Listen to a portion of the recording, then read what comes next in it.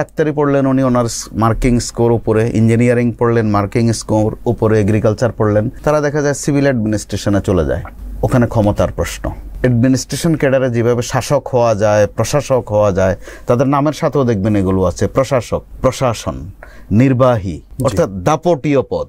একই সময়ে তার যেই ক্লাসমেট ছিলেন যিনি ডাক্তার অথবা ইঞ্জিনিয়ার, তিনি যে কোথায় আছেন অথবা তার একটা সালাম দেওয়ার সুযোগও তিনি পান না। মেধায় যিনি উচ্চাসনে ছিলেন, চমৎকার রেজাল্ট, যার উপর অভিভাবকদের অনেক প্রত্যাশা, শিক্ষকদের অনেক প্রত্যাশা, তারা যখন এখন ডাক্তার অথবা ইঞ্জিনিয়ারিংয়ে ক্যাডার বদল করে শাসনের ক্যাডারে ঢুকছেন, প্রভাবের ক্যাডারে ঢুকছেন, এটা কিন্তু আমাদের জাতির জন্য অত্যন্ত অ্যালার্মিং। ভবিষ্যতে আমরা কোথায় যাব এটা বোধহয় আমাদের খুব গুরুত্বের সাথে ভাবনার সময় এসেছে। এত মেধা নিয়ে পড়াশোনা করার পর ডাক্তারদের আইডেন্টিটিটা কি হওয়া উচিত? যে তিনি মেডিসিনের ডাক্তার, তিনি হার্টের ডাক্তার, এইভাবে তো নামটা হবে। হয়ে যায় যে উনি ডেবের ডাক্তার, উনি সাচিপের ডাক্তার। ডেব নামে কোনো অসুখ আছে বাংলার জমিনে? সাচিপ নামে কোনো অসুখ আছে? এটা কিন্তু ডাক্তারদের জন্য যে কত বড় অপমান, এটা যদি তারা উপলব্ধি করেন তাদের সম্মান বাড়বে।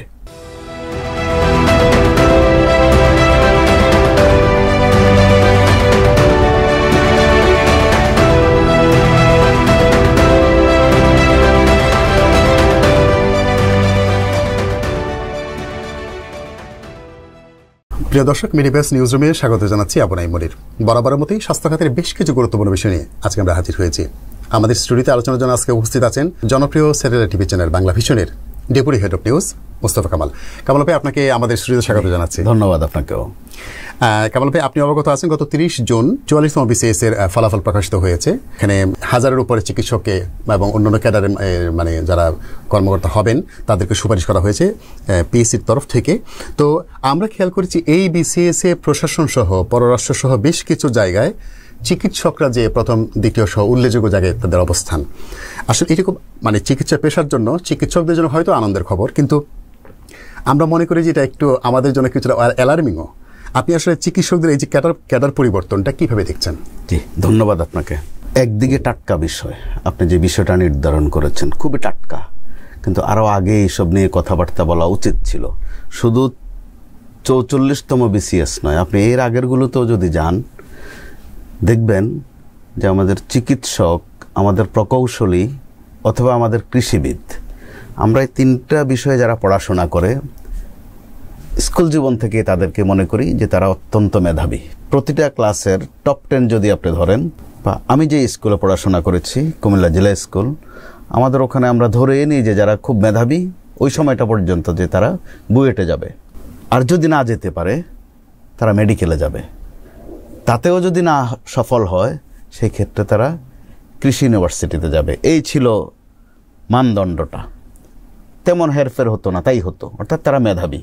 আবার যারা এই তিনটা সেক্টরে যান, বিশেষ করে ডাক্তার, ইঞ্জিনিয়ার, কৃষিবিদ, তাদের পড়াশোনা কিন্তু ইন্টারমিডিয়েটের পর শুরু হয় না, ক্লাস 7-8 থেকেই তাদের পড়াশোনাটা রীতিমতো সাধনার মতো, আরাধনার মতো ব্যাপক প্রস্তুতি থাকে তাদের।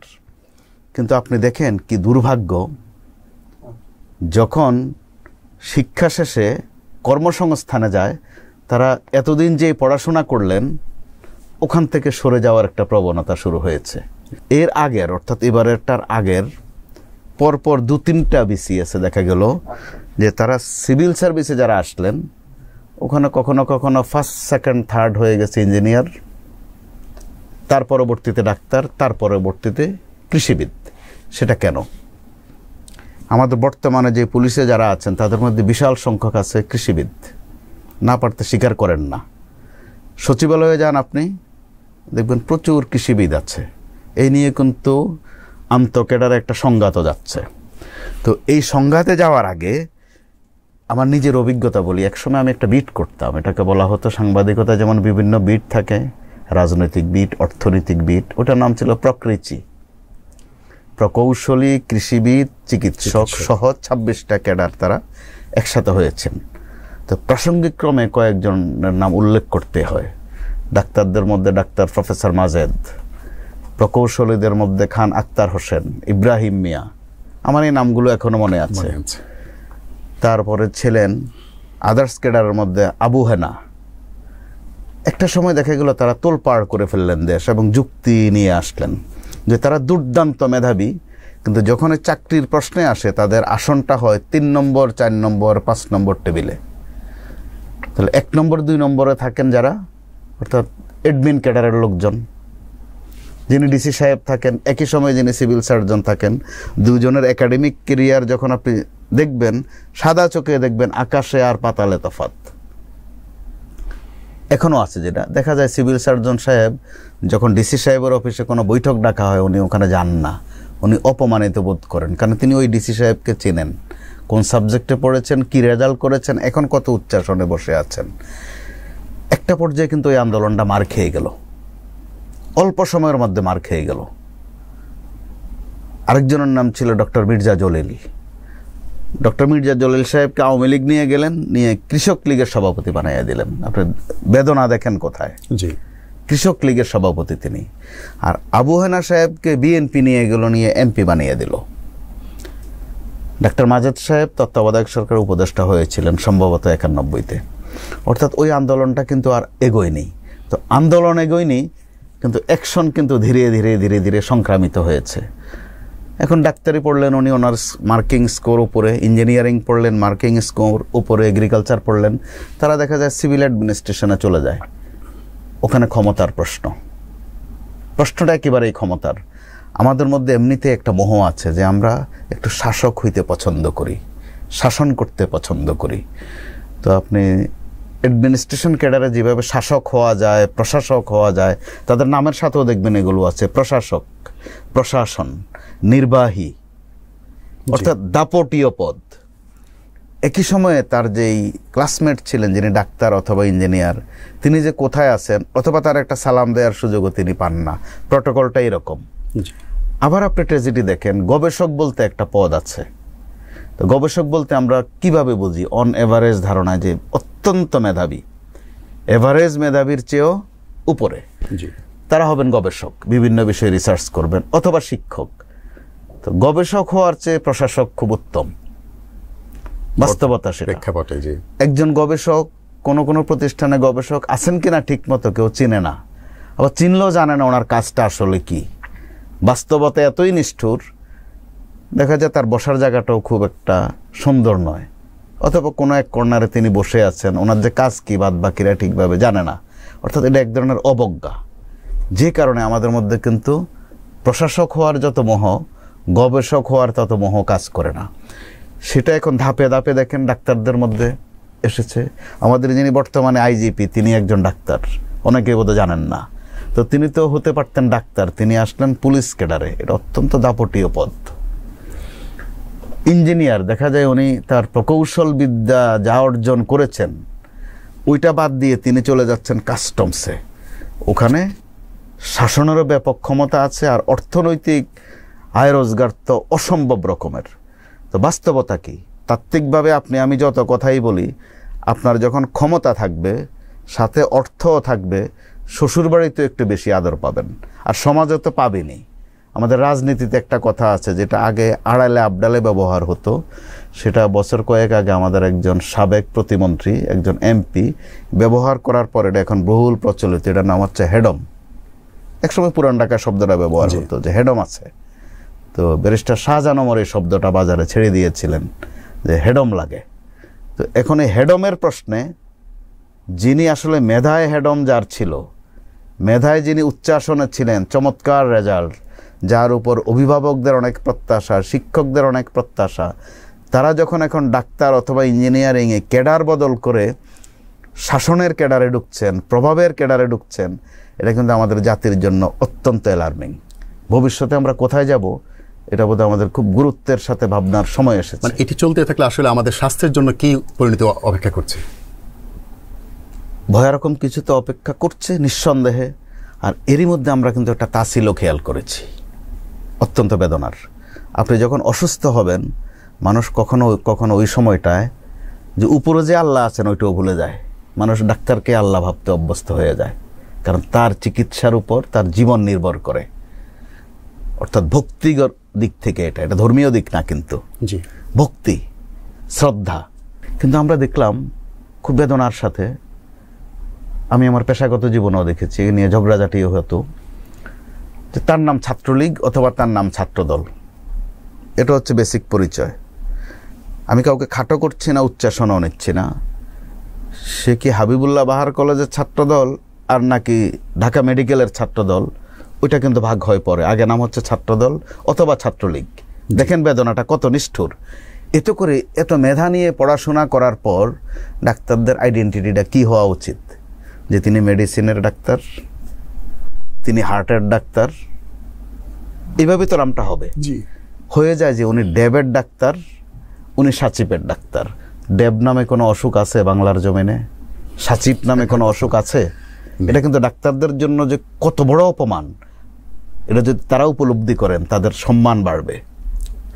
একজন ডাক্তার আমরা দেখি যে হ্যাঁ তিনি হয়তো রাজনীতি করার অধিকার অবশ্যই আছে, আমি বলবো না যে অধিকার নাই, তার রাজনীতির একটা সৌন্দর্য থাকতে পারে। একজন ডাক্তারকেও আমরা দেখি, একজন ইঞ্জিনিয়ারকেও দেখি যে তিনি কত জোরে স্লোগান দিতে পারেন। তো ওই স্লোগানের বাহাদুরির জন্য ডাক্তার হওয়া দরকার করে না। তো এটা তো আপনি ভুরুঙ্গামারি কলেজে পড়েও পারেন, অথবা আমার কুমিল্লার বরুড়া কলেজে পড়েও আপনি পারেন। রাজপথের ওই হিম্মত বা ওই হেডম দেখাতে আপনার হিম্মত হবে যে আপনি কত ভালো ট্রিটমেন্ট দিতে জানেন। আবার গত 24-এর আন্দোলনে আপনি দেখেন এই ক্ষত ডাক্তাররা কতদিন শুকাবে আল্লাহ জানে। ডাক্তারদের কাজ হচ্ছে কি? প্রথমত চিকিৎসা দেওয়া। যদি এই রুগীটা আওয়ামী লীগের রুগী হয় তার জন্য প্যারাসিটামল হবে, আর বিএনপির হলে তার জন্য সিটামল হবে, মোটেই তা নয়। আমাদের এই ডাক্তারদের কয়েকজনকে দেখা গেছে, আমাদের শিক্ষার্থীরা যখন আহত হয়ে ডাক্তারের কাছে গেছেন, তিনি তার চিকিৎসা না করে দ্রুত পুলিশকে খবর দিয়েছেন এটাকে ধরে নেয়ার। যে কেন?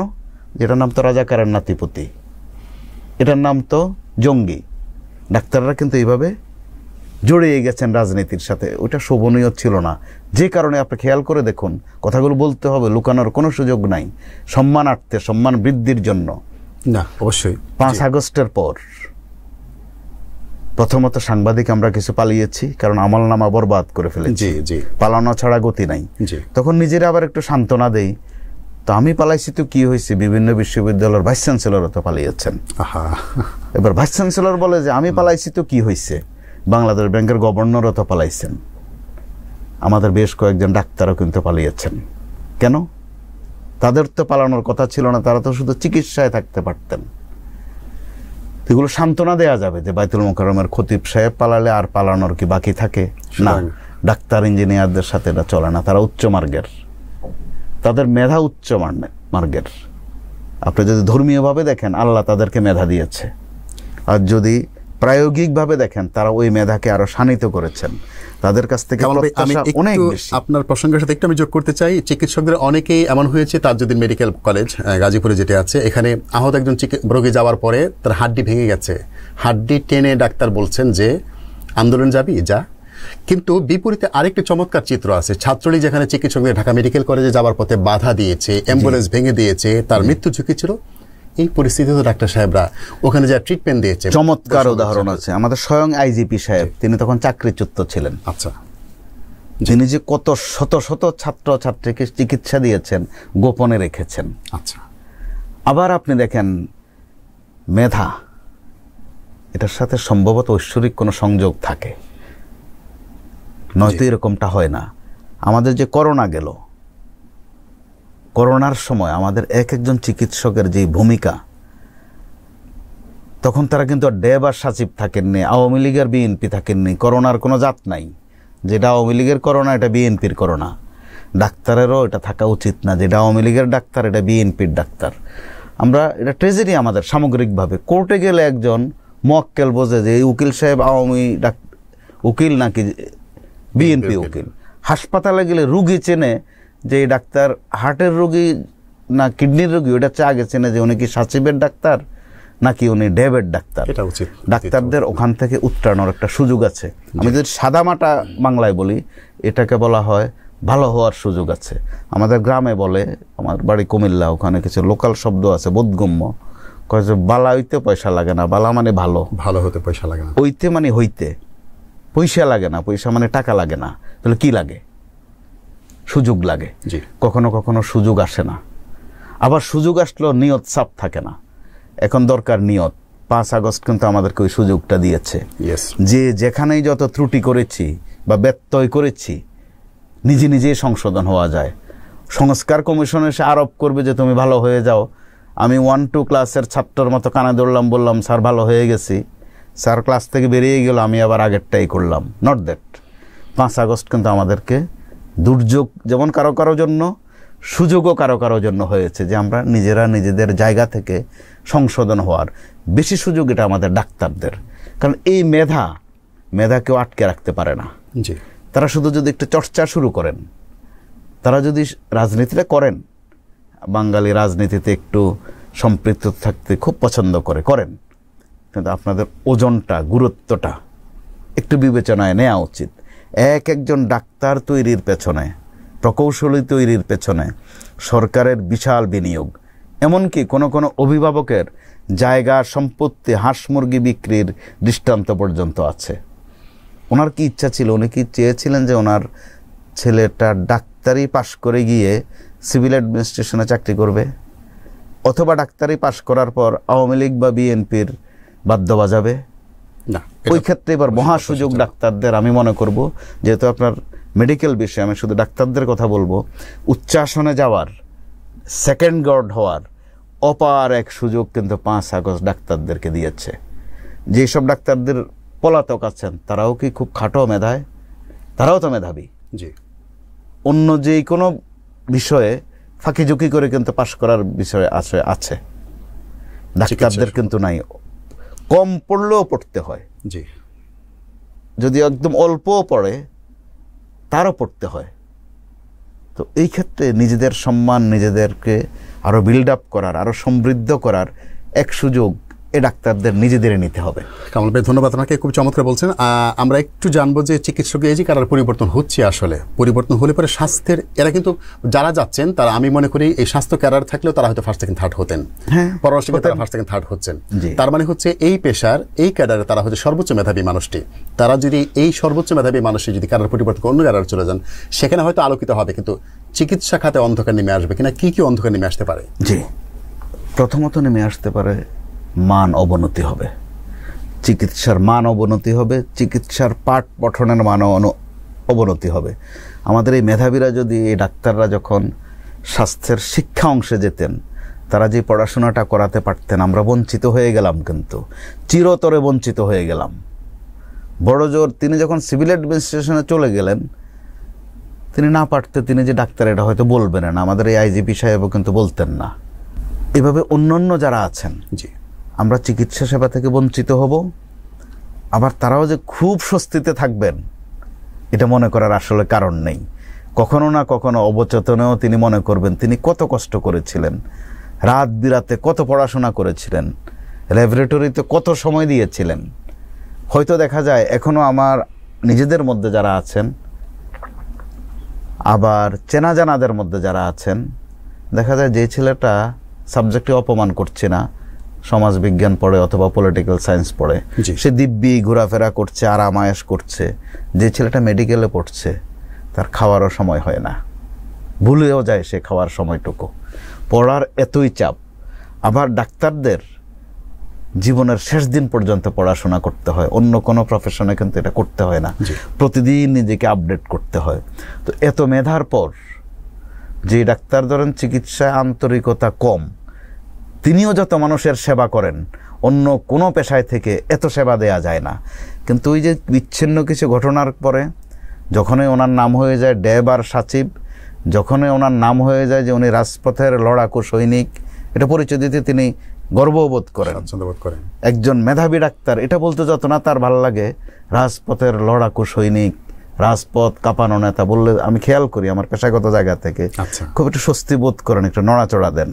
এটা মানায় না ওনাকে, তার মেধা মনন অন্য উচ্চতায়। তো সেই ক্ষেত্রে তিনি বঞ্চিত হবেন তা নয়, অর্থবিত্তে সমৃদ্ধ হবেন, প্রভাব থাকবে, অনেক দাপট খাটাতে পারবেন, কিন্তু অবচেতনে মাঝে মধ্যে যখন তার ছাত্র জীবনের কথা মনে হবে যে কত পড়াশোনা তিনি করেছেন, জি, তিনিও দহনে পড়বেন। আর বিপরীতে দেশ কিন্তু বঞ্চিত হবে। আমাদের চিকিৎসকদের মান, আমাদের ওষুধের মান, চিকিৎসা পদ্ধতির মান, আমাদের পাঠ পঠন সিলেবাস দুর্বল নয়। ভাষা আমি যতটুকু এই পেশাগত কারণে জানা হয়, মাঝে মধ্যে জানতে হয়, আমাদের ডাক্তারদের মান অনেক উন্নত। ভারতে চিকিৎসা প্রশংসিত, আপনি গিয়ে দেখেন বিভিন্ন জায়গায় আমাদের ডাক্তাররা কিন্তু ওখানে প্র্যাকটিস করছেন। ট্রেজেডি কি, ওই ডাক্তাররা যখন এখানে আসেন ওনার নাম আবার সাচিব বা ডেব, যেখানে উনি নাম করা। তো আবার দেখেন 5 আগস্টের আমি যেটা বললাম, কিছু ডাক্তারের ভূমিকার কারণে গোটা ডাক্তার চিকিৎসক সমাজ সমালোচিত হয়েছেন। একই সময় আপনি দেখেন সেনাবাহিনীর যেই হাসপাতাল সিএমএস, সেনাবাহিনী, এটা তো আপনি অবশ্যই জানেন রাজনৈতিক সিদ্ধান্ত, সেনাপ্রধান নো ফায়ার ডিক্লার দিয়ে বিগত ফ্যাসিস্ট সরকারের সাথে তার যে নাই, আমরা আপনাদের সাথে, ওই ডিক্লারেশনটা হয়ে গেল। ওই সময় পুলিশ যেখানে আমাদের শিক্ষার্থীদেরকে রাস্তাঘাটে পিটায়, গুলি করে, আমাদের ডাক্তাররা যখন কেউ যখন তাদেরকে ধরিয়ে দেন, তখন সিএমএস এর ডাক্তাররা কিন্তু ব্যস্ত থেকেছেন চিকিৎসা দিতে। এই ডাক্তারদের মধ্যেও দেখেন দুটা ভাগ কিন্তু হয়ে গেল তখন। কেউ চিকিৎসায় ব্যস্ত থাকলেন, কেউ আবার বিগত ফ্যাসিস্টের সহযোগী হলেন।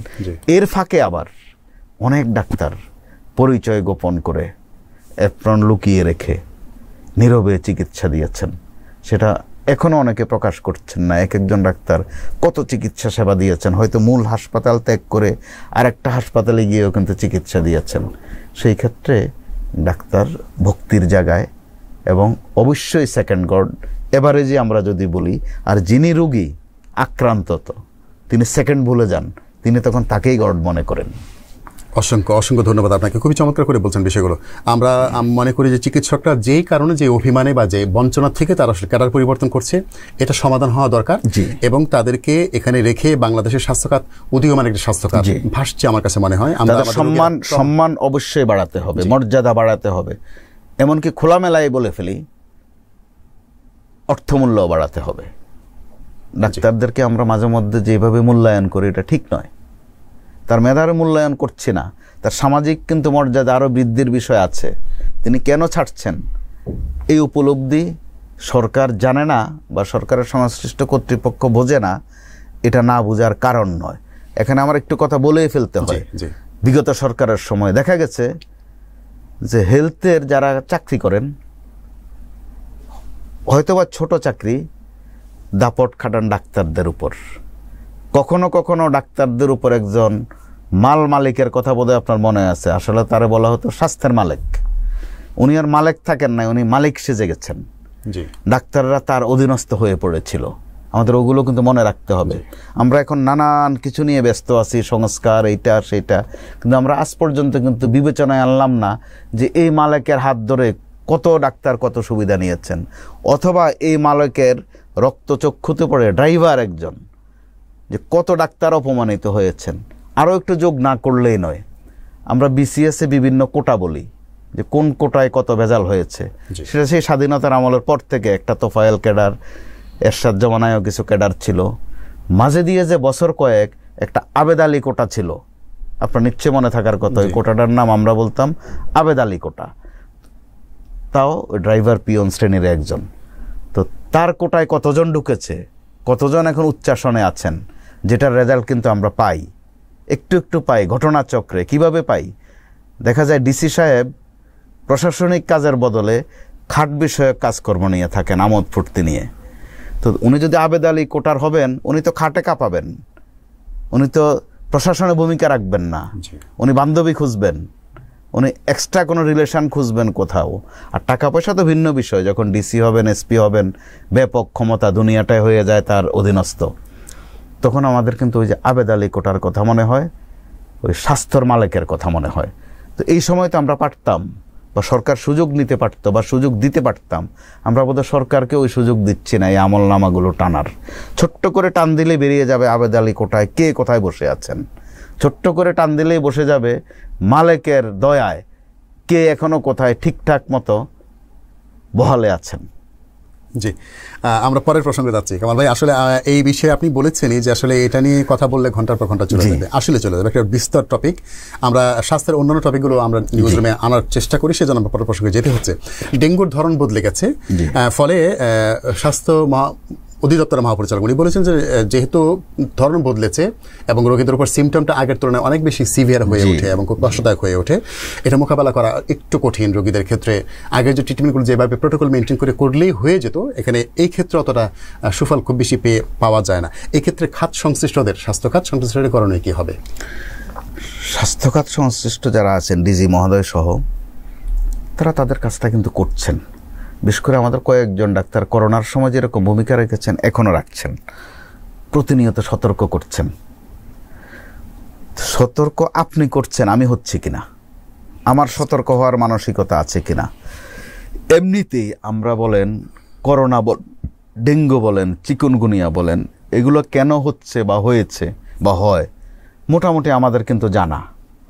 এরপরও কি নির্মম এক বেদনা দেখেন, আমাকে আপনার বলে দিতে হয় একটু হাতটা ধুইয়েন, মাঝে মধ্যে একটু নাক সাফ করেন।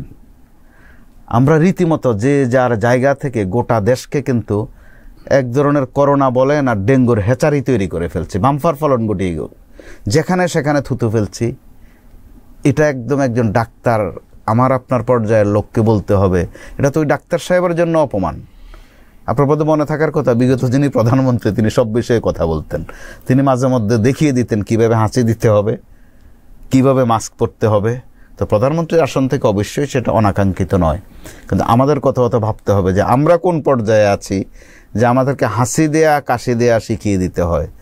আমরা এই মানের মূর্খ তো না। অর্থাৎ অভাবটা কোথায়? আমাদের অভাবটা হচ্ছে আমাদের গাফিলতি, সচেতনতার অভাব। আর স্বভাবে আমরা গাফিলতি করেই অভ্যস্ত, যে ডাক্তাররা কত কথাই তো বলে। আর এর সাথে যখন রাজনীতি যোগ হয়, একটু একটু অর্থনীতিও যোগ হয়, গোলমালটা বাঁধে। তখন করোনার কথা কেন বলছি, তখন করোনার শুরু হলো মাত্র একটা দুটা করে, শুরুতে একটা গোলমাল বাঁধিয়ে দিলাম। আপনার বোধহয় মনে থাকার কথা যে করোনার জন্য দায়ী হচ্ছে প্রবাসীরা, মনে আছে আপনার? এয়ারপোর্টে ওদেরকে হেনস্থা করা শুরু হলো, ওদের বাড়িতে লাল পতাকা ঝুলিয়ে দেওয়া হলো। আরেক গোলমাল, একটা বাজে একটা পরিস্থিতি তৈরি করা হলো, যেখানে প্রবাসী আছে যে ও হচ্ছে করোনার বীজ। এটা কোত্থেকে আসলো কথাটা? সরকারের পর্যায় থেকে। একটা পর্যায়ে দেখেন চাইল্ডিশ কাজ আমরা কি মাত্রায় করি। একটা পর্যায়ে তখনকার যিনি ক্ষমতাসীন দলের সাধারণ সম্পাদক, প্রতিদিন অসাধারণ কাণ্ডকীর্তি করতেন, তিনি বলে ফেললেন কিসের করোনা, আমরা করোনার চেয়েও শক্তিশালী। তো এগুলো তো মাঠে ময়দানে তামাশা করা যায়। আবার তখনকার প্রধানমন্ত্রী কনফারেন্স করতেন, দুই একজন এমপি বলে ফেললেন, নেত্রী করোনা ফরোনা কিচ্ছু না, আপনার যে কুদরতি ক্ষমতা, শুধু কাঁচামরিচ দিয়ে ঢোলে লবণ দিয়ে সাথে পেঁয়াজ দিয়ে খেলে করোনা চলে যায়, আমি নিজেও খাইছি, দেন সবাই হাততালি দেন। এই যে তামাশা করা, পরবর্তীতে দেখা গেল করোনা নিয়ে শুরু হয়ে গেল যত না চিকিৎসা, তার চেয়ে বেশি ব্যবসা। ওই সময়ে কিন্তু আমরা ডাক্তার সাবরিনা নামে একজন ডাক্তারের নামও শুনেছিলাম, আর যেতে চাই না ওই দিকে। ওই সময় করোনা শাহেদ নামে একজনের নাম শুনেছিলাম। করোনার টিকা নিয়ে তারা যে যার মতো করেছেন। করোনা আমার আপনার কাছে রোগ, তাদের কাছে ব্যবসার আইটেম। পরবর্তীতে ডেঙ্গু নিয়েও কিন্তু এই তামাশা হয়েছিল।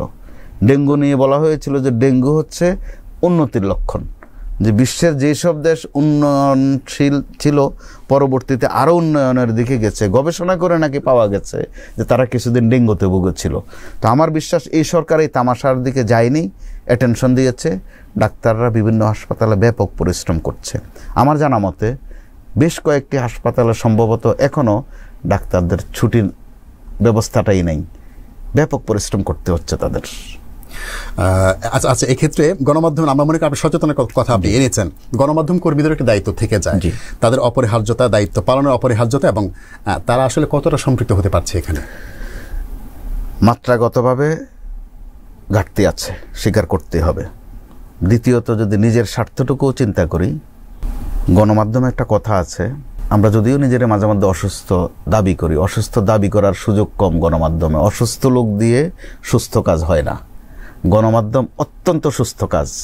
শারীরিক সুস্থতার বিষয় আছে, মানসিক সুস্থতার বিষয় আছে। তো ওই ক্ষেত্রে প্রথমত নিজের সুস্থ থাকার বিষয় আছে। এরপরও আমরা বলি যে অসুস্থ সাংবাদিক, দুস্থ সাংবাদিক, দুস্থতার ডিকশনারিতেই, সাংবাদিকতার ডিকশনারিতে দুস্থতা থাকতে নেই, কিন্তু রাজনৈতিকভাবে আমাদেরকে মাঝে মধ্যে দুস্থ সাংবাদিক বানিয়ে লাইন ধরিয়ে বাদবাকি কিছু আজে বাজে কাজ করা হচ্ছে। তো সাংবাদিকদের নিজেদের একটা উপলব্ধির বিষয় আছে, যেন আমরা যেন সুস্থ থাকি, পরিপূর্ণ সুস্থ থাকি, আংশিক নয়। কারণ এটা নিষ্ঠুর বাস্তবতা। আপনি আমি যেই প্রতিষ্ঠানে কাজ করব, নিজেকে যদি 2 দিনের বেশি 3 দিন অসুস্থ দাবি করি, একটু আদর স্নেহ দেবে 2-4 দিন, পরবর্তীতে অনিবার্যভাবে আমি নিজেকে অকার্যকর প্রমাণ করব, অযোগ্য প্রমাণ করব। সেই ক্ষেত্রে অসুস্থ হওয়ারও সুযোগ নাই, দুস্থ হওয়ারও সুযোগ নাই। আর বাড়তি দায়িত্ব হিসাবে যেহেতু গণমাধ্যমে কাজ করি, প্রতিনিয়ত সচেতনতা তৈরিতে ভূমিকা রাখা, সেটা আমরা, আপনি বোধহয় খেয়াল করছেন, গণমাধ্যমগুলো এখন কিন্তু ভালো গুরুত্ব দিচ্ছে।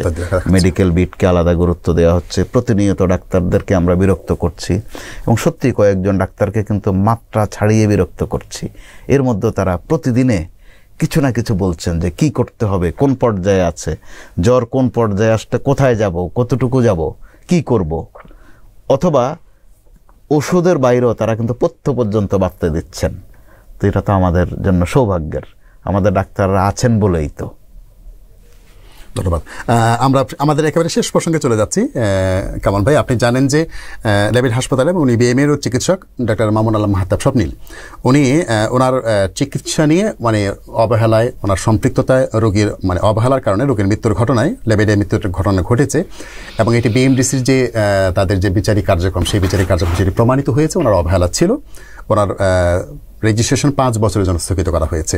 আসলে এটি আপনি কিভাবে দেখছেন, এবং এই শাস্তিটা আসলে মানে চিকিৎসা এটা প্রতীকী পর্যায়ে দাঁড়াচ্ছে কিনা? অর্থাৎ আমি বলতে চাচ্ছি যে অনেক এরকম নেগলিজেন্সির ঘটনা ঘটে, ওইগুলোকে আপনার আনা হচ্ছে কিনা, আবার যাদেরকে আনা হচ্ছে যথাযথ প্রক্রিয়া আনা হচ্ছে কিনা, তারা আসলে প্রকৃত দোষী কিনা, আপনার পর্যবেক্ষণ আসলে কি? এখানে বিষয়টা একদম পরিষ্কার। আমি যখন ইল্লিগ্যাল প্র্যাকটিসে ছানা খাবো, সন্দেশ খাবো, মাখন খাবো, আমি একটু ডায়াবেটিকে ভুগবো না? আমি ডায়াবেটিককে আমন্ত্রণ করেছি। জি, আমাদের যার কথা বললেন তিনি অবশ্যই মেধাবী না হলে ডাক্তার হননি, কিন্তু গত সরকারের আমলে তার যে দাপটের কথা আমরা শুনেছি, শতে শতে রোগী বিভিন্ন হাসপাতালে, নিজের হাসপাতাল সহ তিনি শুইয়ে রাখতেন, মন ইচ্ছা মতো চিকিৎসা করতেন। আসলে চিকিৎসার নামে তিনি ব্যবসা বাণিজ্যের একটা ভিন্ন এক দুয়ার খুলে দিয়েছিলেন। তাকে কেউ কখনো জিজ্ঞাসা করার সাহস পায়নি। নিশ্চয় মেডিকেল সায়েন্সে বা তার ক্লাসে পড়ানো হয়নি যে ডজনে ডজনে শয়ে শয়ে রুগী এভাবে সিরিয়াল দিয়ে ফেলে রেখে দেয়া। আবার ডাক্তারি বিদ্যায় বা ডাক্তারি প্র্যাকটিসে হাইপ বলতে একটা কথা আছে, হাইপ ওঠা। এটা এমনই এক বিষয় আপনার আমার বলার অপেক্ষা রাখে না। আপনি যদি হাইপ তুলে দিতে পারেন যে ওই ডাক্তারে হচ্ছে সেরা, সেরারও সেরা, সেরা বিজ্ঞানী, চিকিৎসা বিজ্ঞানী, ওনার লেভেলে আর বাংলার জমিনে তো নাই, আশপাশেও নাই। তিনি ওই ব্যবস্থাটা তিনি করেছিলেন। তো সেটা করতে গিয়ে তিনি একের পর এক অবহেলা করেছেন। আবার যে রোগীর মৃত্যুর কথা আপনি বললেন, ওই রোগীও যদি আপনার আমার লেভেলের হতেন, আমার জানা মতে সেটাও বোধহয় আওয়াজ হতো না, তিনি তার স্বপ্ন দেখিয়ে যেতেন। তো এখন ওনাকে ট্রায়ালে আনা হয়েছে। ট্রায়ালে আনাও অবিচার নয়, এটা একটা দৃষ্টান্ত অথবা প্রতীকী হওয়া ভালো, কারণ তিনিও একজন ডাক্তার, এটা সত্য। নিশ্চয়ই তিনিও চিকিৎসা জানেন না সেটা মনে করার কোনো কারণ নাই। শুরুতে আমি যেটা বলেছিলাম, তিনি যত না ডাক্তার ছিলেন তার চেয়ে রাজনৈতিক নেতা ছিলেন বেশি। সরকারের উচ্চ পর্যায়ের সাথে তার নিয়মিত যোগাযোগ, কত ক্ষমতা তার, কত তার হিম্মত, ওগুলো আলোচিত বেশি হতো। তো তার চেয়ে গুণে মানে অন্যরাদেরকে কত বঞ্চিত করা হয়েছে বা বঞ্চিত করার পেছনে ওনারও কি পরিমাণ অবদান ছিল, এগুলো কিন্তু মেডিকেল সেক্টরে ব্যাপক আলোচিত।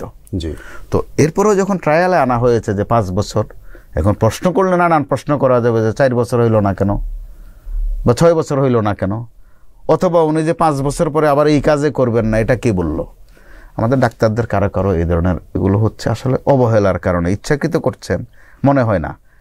কখনো কখনো অবহেলা, কখনো কখনো অগ্রাহ্য, অথবা কখনো কখনো রোগী শিকারের এক উন্মাদনা রীতিমতো। তো এর জের আমাদেরকে সইতে হয় রোগীদেরকে, তখন ওই সম্মানের জায়গাটুকু থাকে না। ডাক্তার স্বপ্নিলের কথা যেটা বললেন, অন্য ডাক্তারদের জন্য কি এটা শুনতে খুব ভালো লাগছে, তার সহপাঠীদের অথবা সহকর্মীদের। আবার যারা আক্রান্ত হয়েছেন তার হাতে, তারা হয়তো সাময়িক একটু স্বস্তি বোধ করবেন। কেউ বলবেন আল্লাহ বিচার করেছে, কেউ বলবেন অবশেষে সরকারের টনক নড়েছে। এগুলো তাৎক্ষণিক টনক নড়া উচিত, অপেক্ষার বিষয় রাখে না। আচ্ছা, এটার এই যে বিচারগুলো হচ্ছে, এই বিচারটা আসলে মানে বিএমডিসির সক্ষমতার কথাটা আমি বলতে চাইবো আর কি, যে উপজেলা পর্যায়ে, জেলা পর্যায়ে মানে আরো যে নেগলিজেন্সির ঘটনা ঘটতে পারে বা ঘটছে, এই বিষয়গুলো আসলে মানে মনিটরিং এর জন্য, পর্যবেক্ষণের জন্য বিএমডিসির দক্ষতা বা তাদের সক্ষমতার বিষয়টা কিভাবে দেখেন? সক্ষমতা ঘাটতি অবশ্যই আছে, চর্চারও একটা বিষয় আছে। দীর্ঘদিন আমি করলাম শুধু বন্দনা আর আরাধনা আর স্তুতি গাইলাম।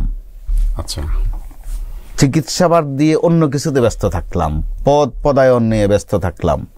কে চিকিৎসাবিদ্যায় কত ভালো, কার চর্চা কত ভালো, কার অ্যাটেনশন কত বেশি, তার চেয়ে যখন আমরা আবিষ্কার করব কার সাথে ডিজি সাহেবের খাতির বেশি, কার সাথে মন্ত্রণালয়ের খাতির বেশি, কার সাথে দলীয় সংযোগ বেশি, তাই ঘুরিয়ে ফিরিয়ে ওই কথাই বলবো। 24 যে সুযোগ এনে দিয়েছে, এই সুযোগ যেন ডাক্তাররা আগে ভাগে কাজে লাগান, তাতে সবাই উপকৃত হবেন।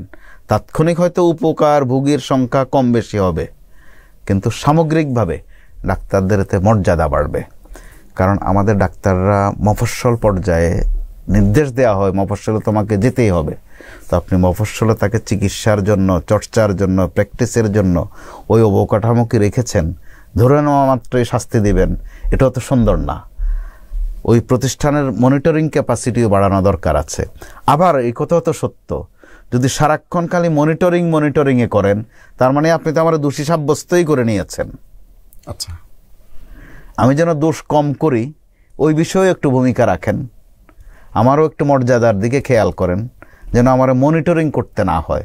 আর কিছু ক্ষেত্রে মনিটরিং শব্দটা সম্মানের না, মানে চিকিৎসকদের জন্য মনিটরিং করাটা আসলে খুব একটা সম্মানের না। ভালো অবজারভেশন। তারা মেধাবী, শিক্ষিত, শুধুই সেবা নিয়ে তারা থাকেন। যিনি কম করেন তিনিও সেবা করেন, সেবা নিয়ে থাকেন।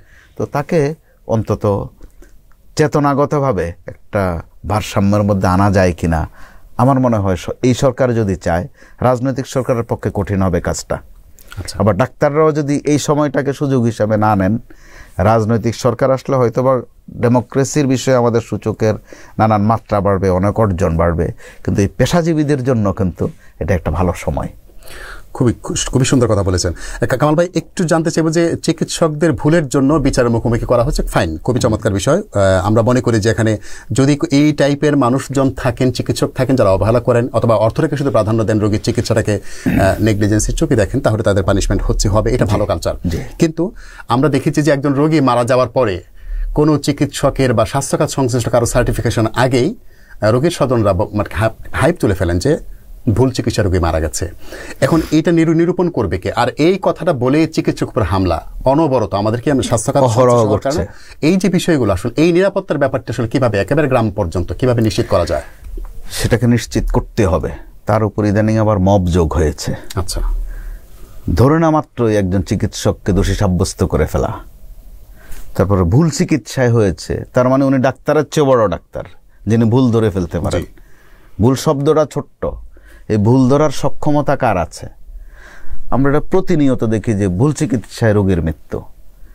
এই ডাক্তারের হাতে যে রোগী সুস্থ হচ্ছেন, ওই পর্বটা আমরা মুছেই ফেললাম। যখন এই ডাক্তারের হাতে এক মৃত্যু হয়, হাতের মৃত্যু হয় মানে কি? তার হাতের মৃত্যু হয়, তার অধীনে থাকেন ওই রোগী। তখন আমরা দেখা যায় অ্যাপ্রোচটা এমনভাবে করি যে ডাক্তারের হাতে রোগীর মৃত্যু, যেমন পুলিশের হাতে পিটুনি, পুলিশেরটা হাতের চলে, ডাক্তারেরটা কিন্তু হাতে শব্দটাই মানায় না, অর্থাৎ তার অধীনস্থ। তো হতে পারে চিকিৎসায় ঘাটতি হয়েছে, হতে পারে, হওয়া উচিত না কিন্তু হতে পারে হয়তো। কিন্তু যেভাবে বিভিন্ন জায়গায় আমরা গত কয়েকদিন খেয়াল করছি, যেখানে সেখানে ডাক্তারকে লাঞ্ছিত করা, করোনার সময় হয়েছে দেখেছি, গত কিছুদিন দেখছি আমরা রাজনৈতিকভাবে হচ্ছে। এই ক্ষেত্রেও ডাক্তারদের বোধহয় নিজেদের মধ্যে একটু বোঝাপড়ার বিষয় আছে, নিজেরাই এই সিদ্ধান্তটা নিতে পারেন। এটা আমরা টক শো থেকেও বলাটা সুন্দর দেখাবে না, সরকারের দিক থেকেও আরোপ করা সুন্দর দেখাবে না। ডাক্তাররা কিন্তু প্রত্যেকের পরিচিত, তারা তো সংখ্যায় অনেক না। জি জি, বাংলাদেশের প্রায় সকল ডাক্তার সবাইকে চেনেন। তারা নিজেদের মধ্যে তো বোধহয় মাঝে মধ্যে বসতে পারেন যে আমরা অতীতের আমলনামা যা আমাদের ছিল, আসো এই সুযোগে নিজেরা নিজেদেরকে মর্যাদা ডেভেলপ করি, আমাদেরকে যেন কারো কিছু আরোপ করতে না হয়, আমাদেরকে যেন কারো মনিটর করতে না হয়। আচ্ছা, এক্ষেত্রে তাৎক্ষণিকভাবে চিকিৎসককে গ্রেপ্তার করা, কোনো নেগলিজেন্সির প্রমাণ বা অপ্রমাণ কোনো কিছুর আগেই চিকিৎসক গ্রেপ্তার করে ফেলাটা আসলে কেমন, মানে কিভাবে দেখেন? ফৌজদারি অপরাধ ছাড়া তাৎক্ষণিকভাবে ডাক্তারকে গ্রেপ্তার করে ফেলা এটা সুন্দর দেখায় না। আবার কোথাও কোথাও আমি বিচ্ছিন্ন কিছু ঘটনা পেয়েছি যে মূলত ডাক্তারদেরকে সেভ করার জন্য দ্রুত সরিয়ে নেয়া, ওইটা হয়তো একটা ন্যারেটিভ তৈরি হয় যে তাৎক্ষণিক গ্রেপ্তার করা হয়েছে। ডাক্তারদের সাথে এই শব্দটা মানায় না, আইন শৃঙ্খলা বাহিনীর সাথে এটা মানায় না।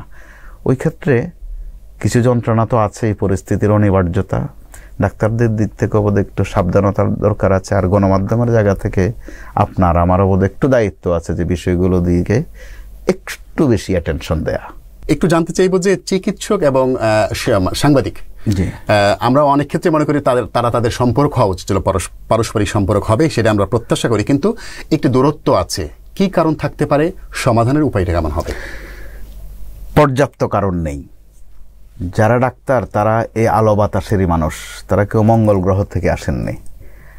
আর যারা সাংবাদিক যাদের কথা বললেন, তারাও কেউ আফ্রিকার জঙ্গল থেকে আসেননি অথবা অন্য কোনো দেশ থেকে আসেননি, চাঁদের দেশ থেকে তো আসেনি। তো এখানে শুধু ডাক্তার আর চিকিৎসক সম্পর্ক ভালো হবে, বাদ বাকি ভালো লাগবে না তা নয়। প্রথমত ডাক্তারের কাছে কিন্তু প্রথমত আপনি যান, আমি যাই, প্রথমত পরিচয় হচ্ছে রুগী।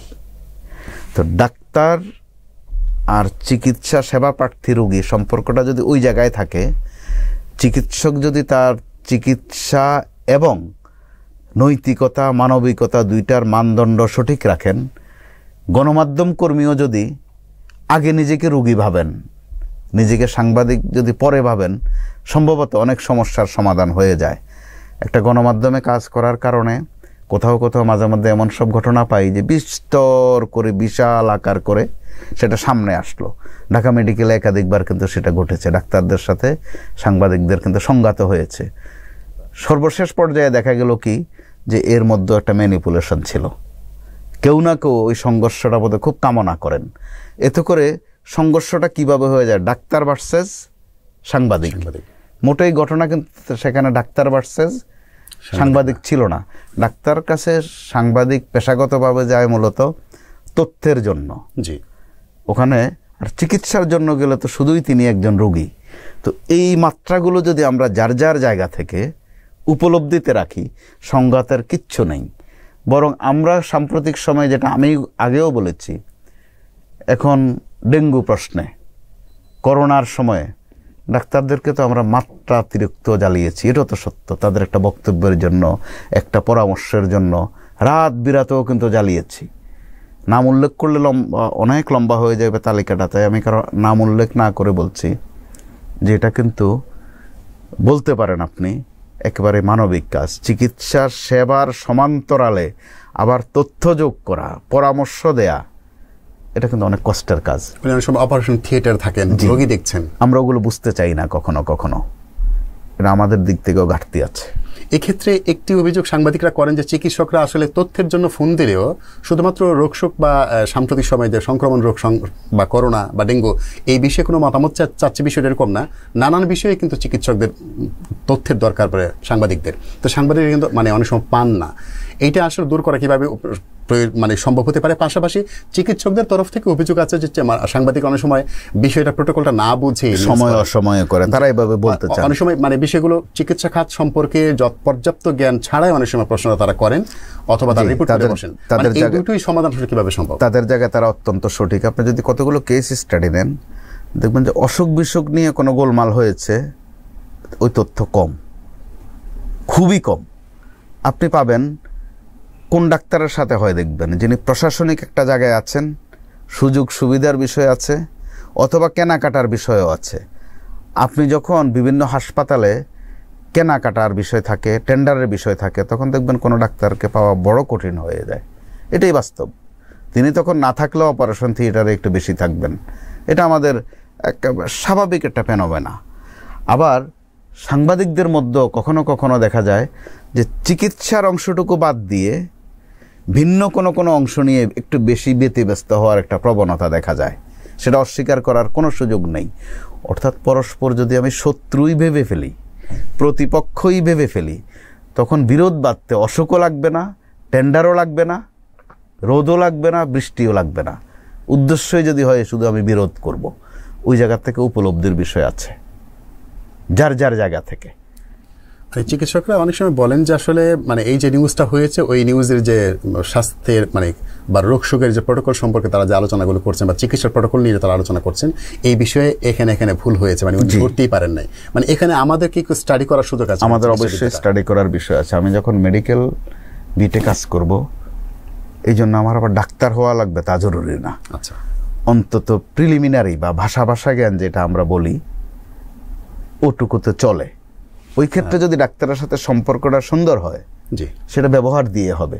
নিশ্চয়ই ডাক্তার সাহেব তথ্যও দিবেন, সাথে শুধু চিকিৎসার পরামর্শ না, রিপোর্টিংয়ের পরামর্শও মিলতে পারে। আমি অল্প কিছুদিন মেডিকেল বিটে কাজ করেছি, আমি ওই উপকার ভুগি। কিন্তু কখনো কখনো ওই মাঝে মধ্যে ঘটতো যে সাবজেক্ট বুঝতাম না, কয়েকজন ডাক্তারের কাছে নিয়মিত যেতাম, কখনো কেউ নিরাশ করেননি। সেটা সম্ভবত সম্পর্কের মধ্য দিয়ে, আচরণের মধ্যে অনেকটুকু নির্ভর করে। অসংখ্য ধন্যবাদ কামাল ভাই আপনাকে, আমাদের স্টুডিওতে উপস্থিত হয়েছেন এবং আজকে যে বিষয়গুলো ছিল সেই বিষয়ে খুবই যৌক্তিক এবং বস্তুনিষ্ঠ উপায়ে তাত্ত্বিকভাবে কথাগুলি তুলে ধরেছেন। ধন্যবাদ আপনাকে। প্রিয় দর্শক, দেখতে দেখতে অনুষ্ঠান শেষ পর্যায়ে চলে এসেছি। আগামী সপ্তাহে স্বাস্থ্য খাতে আরো গুরুত্বপূর্ণ বিষয় নিয়ে হাজির হব। সেই পর্যন্ত সবাই সুস্থ থাকবেন, ভালো থাকবেন। দেখার আমন্ত্রণ জানিয়ে বিদায় চাইছি। আল্লাহ হাফেজ।